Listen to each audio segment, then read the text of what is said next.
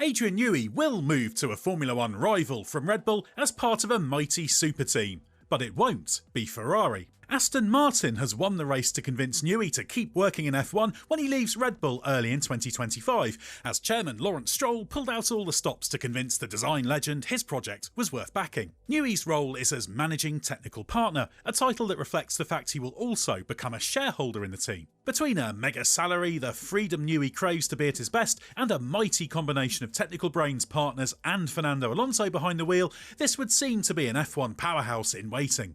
And whether any one of those factors ultimately swayed him most, or the sum of them was too potent a combination to ignore, Newey has decided this is worth extending his illustrious F1 career for, over uprooting to work for Ferrari in Italy, or returning to one of his former teams, McLaren and Williams. Various teams tried to bring in Newey after his shock Red Bull exit was announced in May, with Ferrari initially seen as the favourite.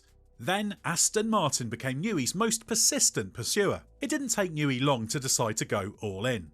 Aston Martin announced Newey's appointment in the build-up to the Azerbaijan Grand Prix, but it will be a few months before this September press conference leads to Newey walking into the swanky new Aston Martin buildings at Silverstone as a fully fledged member of the project. He cannot join until March 2025, and his remaining Red Bull work has been dominated by putting the finishing touches on his RB17 hypercar. That was unveiled at the Goodwood Festival of Speed, and although Newey may turn up at some races until the end of the year, his priority is the sale of the remaining RB17s. That's why he's not worked properly at an F1 race since Miami in May, although he did more recently appear at Silverstone in July. So it'll be a while before Aston Martin really gets its hands on its superstar new signing. It's very easy to see the appeal of hiring Newey when he's available. He'd be an asset to any team. Why would Newey pick Aston Martin though? It is arguably the most ambitious team in F1, with Stroll enticing other investors, including two prominent US funds that Sky News has reported will acquire between 20 and 25% of the F1 team's holding company. Clearly, the amount he's paid will be a factor, with the BBC reporting a £30 million annual pay packet. But Newey is motivated by far more than that. A private visit to its new headquarters in June played a key role in convincing Newey that Aston Martin has all the infrastructure needed to be a World Championship winning team. The appeal of playing a vital role in Aston Martin realising that potential will appeal, given Red Bull has increasingly attempted to downplay his contribution in recent years. Every F1 team Newey has left has gone backwards after he's gone, and with Red Bull struggling, you wouldn't blame him for liking the idea of showing what he can do with Aston Martin.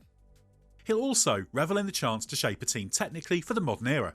F1 has changed significantly since Red Bull's early days, and Aston Martin aspires to take things to a new level. On top of that, the fact he's signed up must mean that he's been given the role that he wants, with all the freedom, flexibility and adaptability he thrives with. He is not there as day-to-day technical director, which we'll get into more in a moment, and it would be a surprise if he's not insisted on a loud voice in the overall leadership of the team. Then there's the appeal of continuing to work with Honda, which Aston Martin will have an exclusive works relationship with in 2026. That went well for Newey at Red Bull, and the fact Aston Martin is transitioning from a Mercedes customer team to Honda Works operation will surely have enthused him.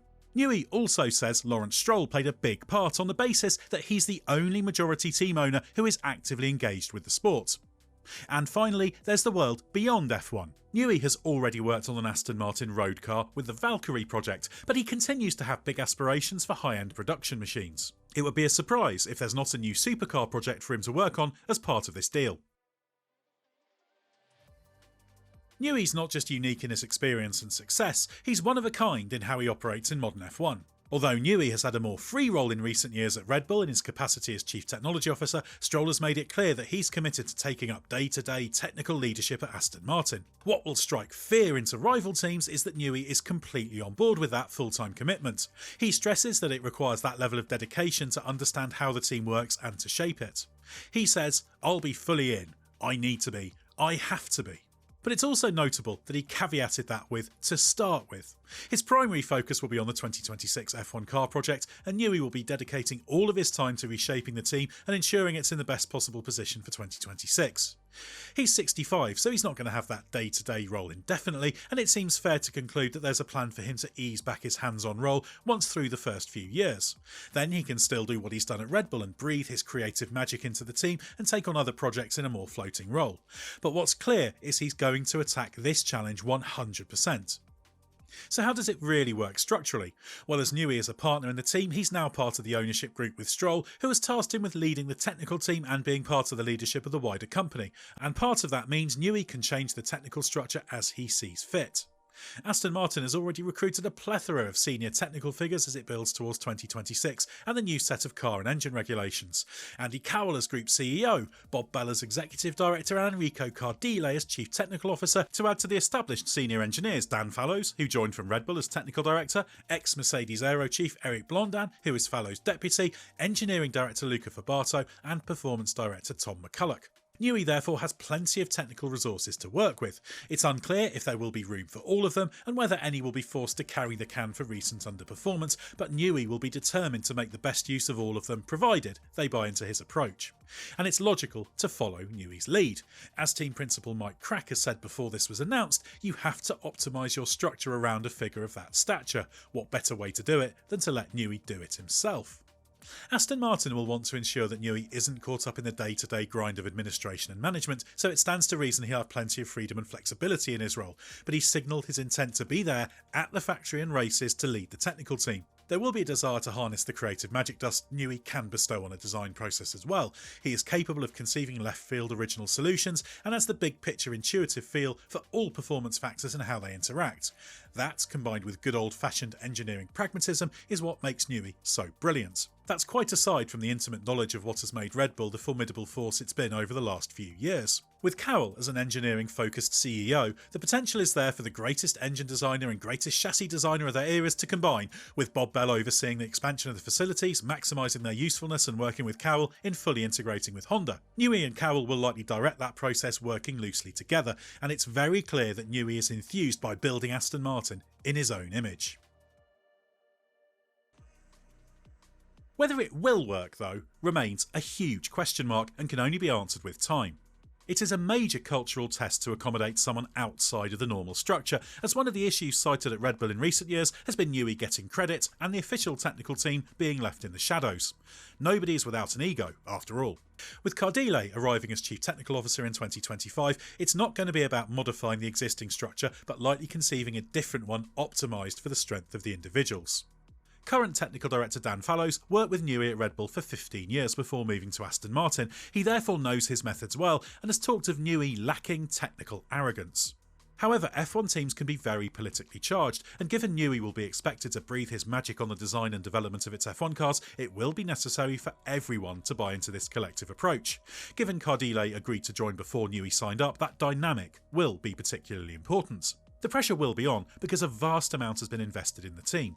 It's grown rapidly, has a state-of-the-art factory, and Newey will be regarded as the final piece in the puzzle. Stroll has spent big, including on Newey, and will expect the team to take a big step in 2026 when F1's new regulations and the Honda engine arrive. If the expected progress fails to manifest itself, doubtless there will be big pressure on Newey, and much as he is unquestionably a genius, one of the great technical minds in motorsport history, he could do his part perfectly but be let down in other areas. Stroll is hugely ambitious and not famed for his patience, so who knows how his relationship with Newey will play out. Accepting Newey's unique, high-earning role in principle is one thing, but if Aston Martin is underachieving, it's inevitable that tension will build. On paper, at least, everything has been done right in building up this team. Newey should be the cherry on top, that dash of magic and creativity that helps everything coalesce and make Aston Martin a championship-winning force. And given how sharp and shrewd an operator Newey is, it would be a surprise, and a disappointment, if he'd be willing to commit his future to an organisation that wasn't able to match up to his ambitions. Aston Martin's gone all out on Newey because it thinks he'll be the missing piece of the puzzle, but how well put together is that puzzle already? The team's grown enormously since Stroll took over what was then called Force India, itself a descendant of the small Jordan team that was, until very recently, still based out of a tiny site across the road from Silverstone adjacent to the new factory. But there's still a massive job to do there, and someone's worth is relative to who is paying for them. Aston Martin may consider Newey worth every penny he'll be paid because it is a team that is further adrift and lacked some finesse with these regulations to develop as effectively as others. Apart from its early 2023 overachievement, Aston Martin has been less than the sum of its parts, and Alonso has sounded increasingly frustrated this year. That was certainly the case at Monza, where he said, "The more difficulties you have, the more hard lessons you learn, and we are experts on those." Aston Martin started 2023 superbly with a car that appeared to draw on the best ideas from new recruits who joined from rival teams, including Red Bull and Mercedes. That yielded a run of 6 podiums in 8 races for Alonso, who was unfortunate not to win during this spell. The team spoke of its ambitions of closing the gap to Red Bull, but instead slipped backwards. An upgrade package introduced at the Canadian Grand Prix in June 2023 set the tone for what was to follow. For much of the middle phase of the year, Aston Martin struggled with the characteristics its upgrades created, making the car more difficult to drive. While Alonso did his best with it, this made life particularly difficult for Lawrence Stroll. Late in the season, a mix and match car specification allowed Aston Martin to have a solid finish to the year. That included Alonso's heroic third place in the Brazilian Grand Prix. And while it started 2024 well, with top 6 finishes in 3 of the first 4 races, Aston Martin then fell back from the top 4 teams. Again, the problem was upgrades introducing problematic characteristics. In particular, it hit problems with porpoising that forced setup compromises. Those struggles have continued, although an upgrade introduced at the Hungarian Grand Prix in July appeared to help. Even so, Aston Martin is firmly a midfield runner, recently dicing with Haas, Williams and RB for minor points finishes at best. Alonso put the problem brutally, saying that development has simply been too erratic. That's consistent with the troubles many teams have with these cars. It's easy to add downforce, but difficult to do so while ensuring the right balance across a wide speed range. Aston Martin still isn't at full strength. The new driver in loop simulator and wind tunnel are almost ready to go and will be utilised fully for development of the 2026 car. But the first problem on the agenda is finding a consistent and fruitful development path that doesn't create problematic characteristics. That's something Newey, doubtless, has plenty of ideas for how to fix.